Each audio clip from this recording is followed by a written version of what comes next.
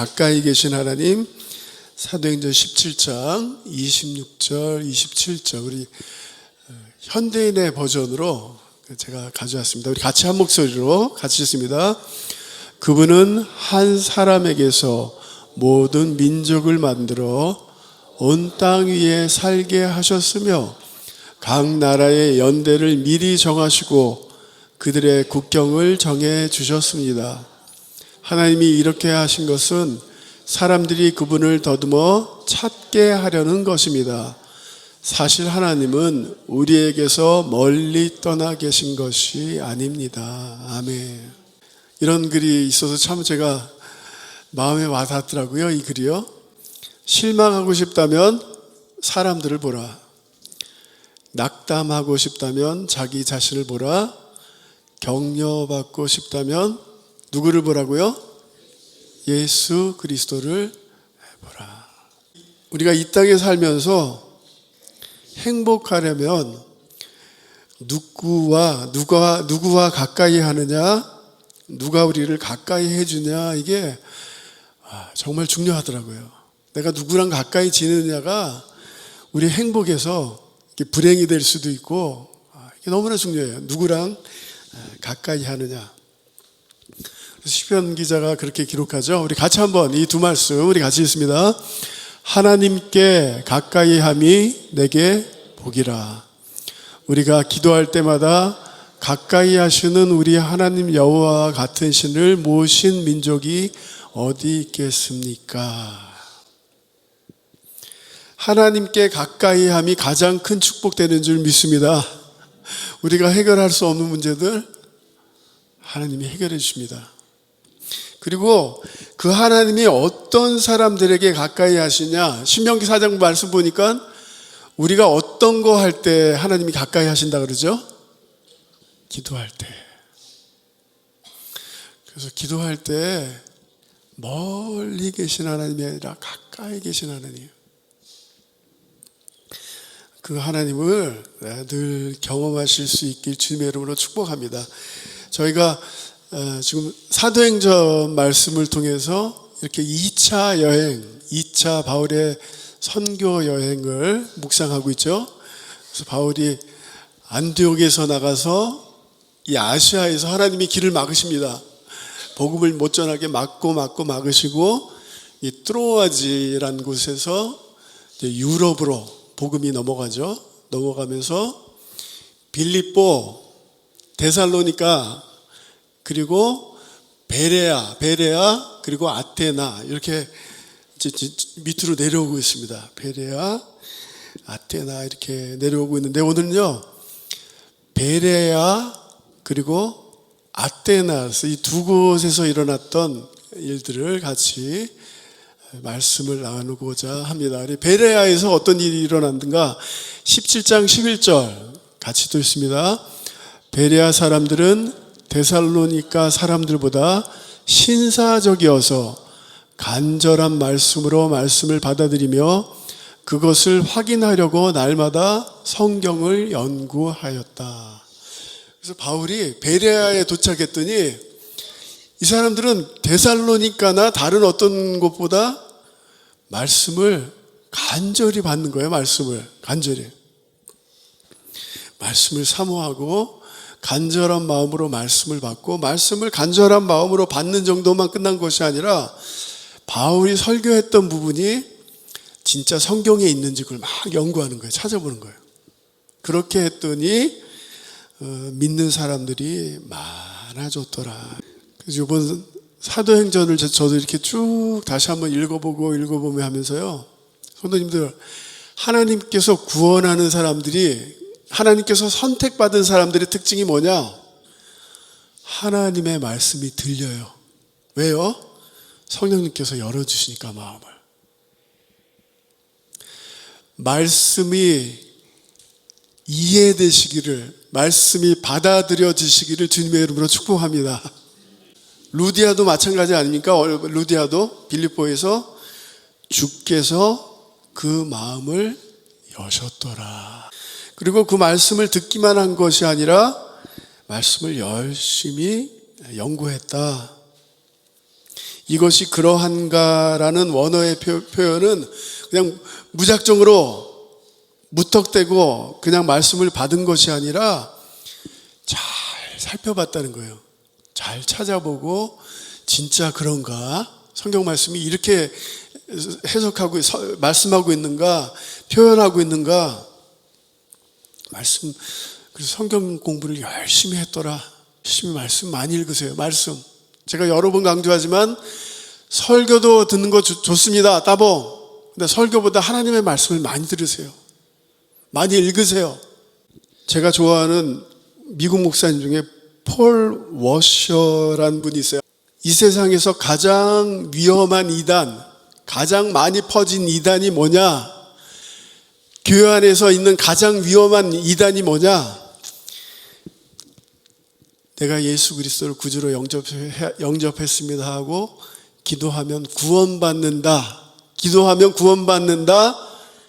이게 이 세상에서 가장 위험한 이단이라는 거예요. 그걸로는 구원받지 않습니다. 성경에 나와 있지 않아요. 성경엔 예수 그리스도를 믿을 때에 구원받는 줄 믿습니다. 예수 그리스도를 진짜로 믿는다면, 진정으로 믿는다면 회개가 있어야 되고, 즉 바울의, 베드로의, 사도행전에 나타나는 모든 설교의 핵심은 뭐예요?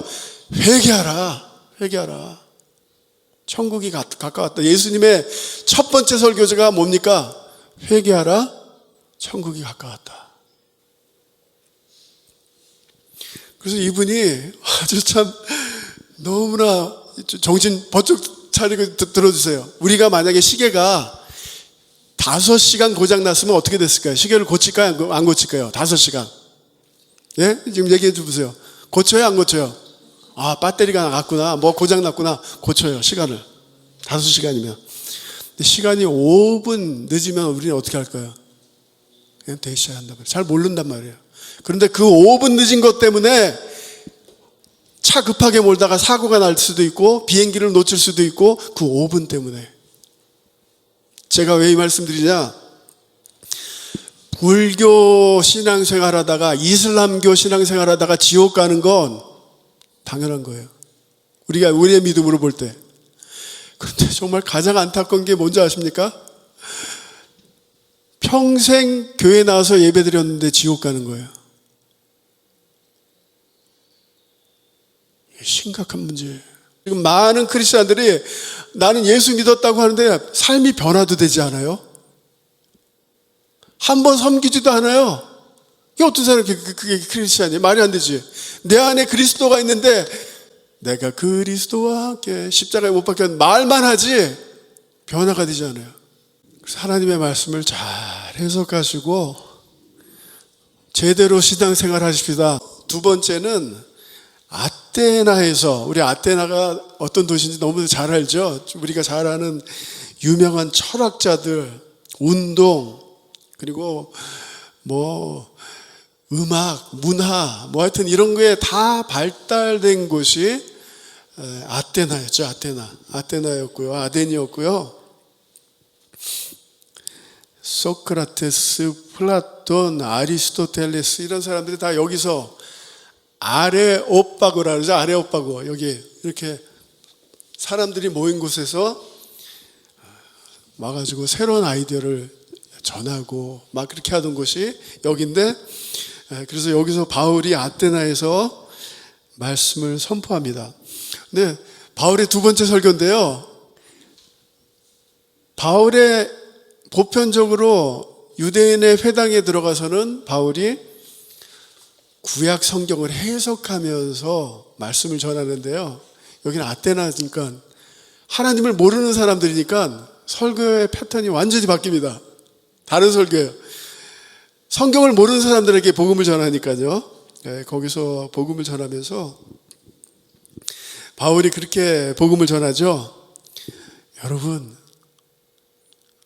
칭찬을 먼저 해요. 여러분 참 보세성 헬리지오스, 종교심이 강합니다. 보니까 여러분 여기에 3만 개 넘는 우상들이 있었다고 합니다. 아테나에서. 아테나스 그 백성들이 섬기는 신이 3만 개가 넘어요. 3만 5천 개.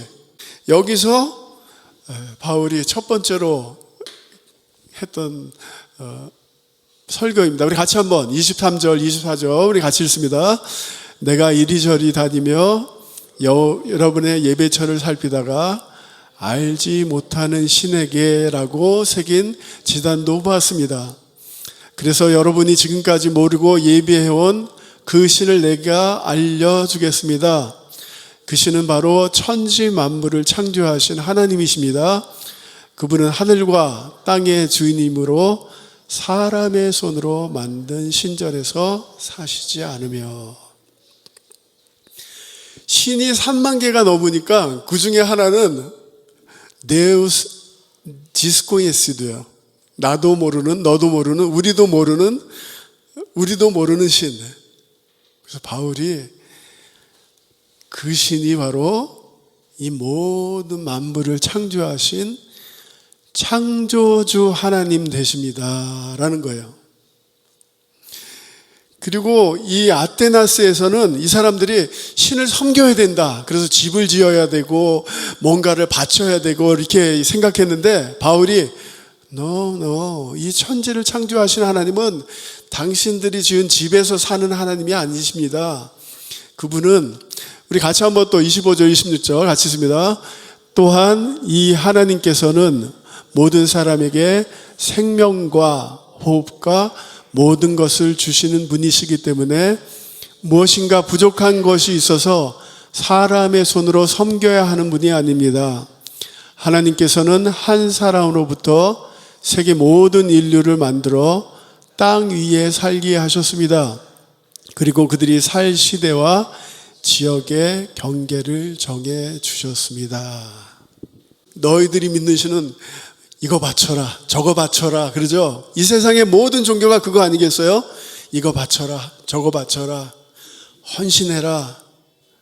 근데 우리가 믿는 하나님은 공급하시는 하나님이다. 주시는 하나님. 우리에게 생명을 주시고 우리가 필요한 모든 것을 주시는 하나님 되시는 줄 믿습니다. 그리고 26절이 저에게 참 의미 있게 다가왔습니다. 하나님께서는 한 사람으로부터 세계 모든 인류를 만들어 땅 위에 살게 하셨고 그리고 그들이 살 시대와 지역의 경계를 정해주셨다. 우리가 사는 시대, 지금 2024년도 우리가 살게 하셨고 또 뭐를 정해주셨다고요? 경계. 어느 지역에 살지, 하나님이 당신이 어디 살지까지도 정해주신다는 거예요. 할렐루야. 그리고 그 하나님은 어떤 하나님이냐? 27절 우리 같이 한번 읽습니다. 이렇게 하신 것은 사람들이 하나님을 찾기를 바라시기 때문입니다. 사람들은 하나님을 더듬어 찾기만 하면 찾을 수 있습니다.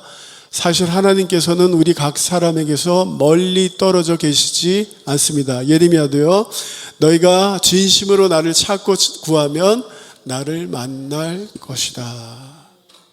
바울은 여기서 너희들이 조금만 마음을 열고 이렇게 하나님이 여기 계신가 이렇게 하면은 따지야 한다 그러죠. 더듬으면은 하나님을 찾을 수 있다. 우리 하나님은 가까이 계시다. 우리 하나님은 가까이 계시는 줄 믿습니다. 우리가 조금만 기도하고 조금만 마음 먹고 기도하고 조금만 마음 먹고 마음을 낮춰서 금식하고 조금만 하면은 아주 가까이 계신 하나님. 마치 술래잡기 할 때요. 술래잡기 할 때 어른이 어린아이들과 술래잡기 할 때 일부러 이렇게 옷을 이렇게 보여주기도 하고 그러잖아요. 막 너무 어렵게 숨지 않고. 하나님이 지금 여기서 똑같은 맥락으로 야, 내가 너와 가까이 있단다. 같이 한번 해볼까요?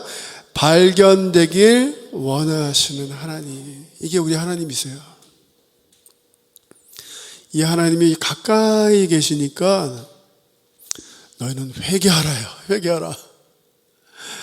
베드로, 바울, 예수님 모든 그 설교에 언제나 빠지지 않고 있는 메시지가 뭐예요? 회개하라. 그리고 돌아오라.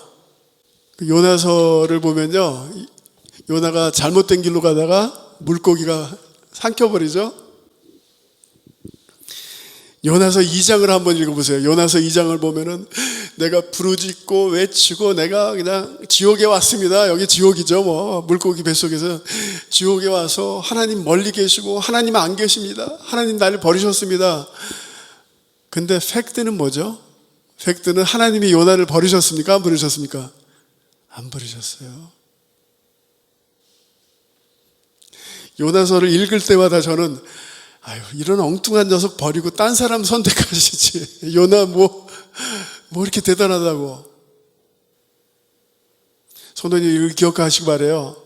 요나가 물고기 뱃속에서 기도하고 있을 때 하나님은 요나의 입장에서 볼 때는 하나님이 안 계시고 멀리 계시고 나를 버리셨고 이렇게 생각되지만 하나님은 이미 요나의 기도를 듣고 계시고 요나와 가까이 계셨고 요나를 삼켰던 그 물고기를 하나님이 원하시는 곳으로 이미 인도하고 계셨어요. 할렐루야. 이게 너무나 귀하지 않습니까? 우리 볼 때는 상황이 바뀌지 않고 지금 불경기고 막 볼트세그로 때문에 어렵고 불경기 어렵고 다들 힘들고 그러는데 우리가 기도할 때 하나님께서 그 물고기를 선하게 인도하시는 거예요. 그래서 그 도착 장소에 거의 임했을 때 요나가 그렇게 얘기하죠. 하나님께 찬양하고 구원은 여호와께서 주시는 것입니다. 그랬을 때 하나님께서 물고기께 명령하시자 그 물고기가 요나를 해변에 토해내었다.